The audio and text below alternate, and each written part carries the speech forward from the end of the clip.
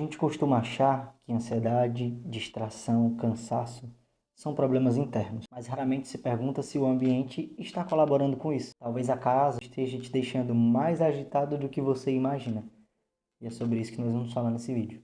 O filósofo Aristóteles fala que nada chega ao intelecto sem passar pelos sentidos. Para os filósofos clássicos, a nossa relação com o mundo começa pelos sentidos. Antes de pensar, a gente percebe. Antes de decidir, a gente é afetado. Então, se os sentidos estão sobrecarregados, a nossa inteligência nunca entra em silêncio. Pensa, por exemplo, na casa do Big Brother.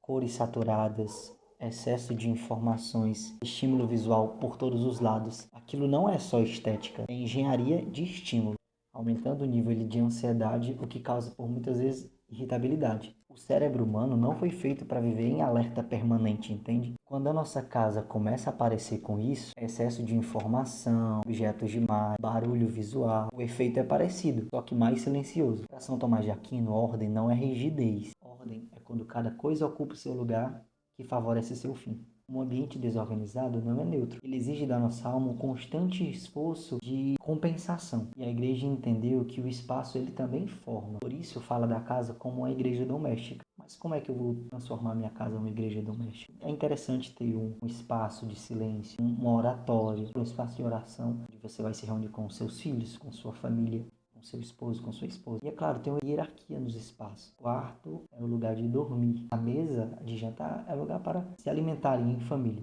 Então, ter essa hierarquia é muito importante também para trazer mais ordem ao ambiente. Então, quando eu comecei a entender isso, eu percebi que minha rotina não precisava ser heróica. Precisava ser habitável, tangível e fácil também. Precisava de um mínimo de ordem. E isso reflete também na nossa vida. Por exemplo, às vezes nós não percebemos, mas a casa bagunçada, a casa em desordem, afeta não só o nosso psicológico, mas também o nosso espiritual.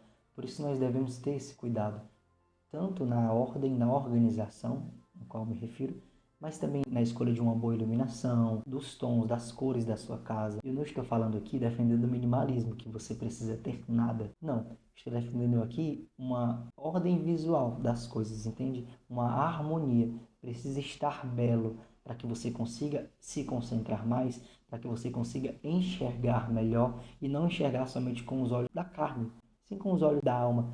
Ter clareza durante a sua rotina. Ah, Caio, mas eu passo o dia fora.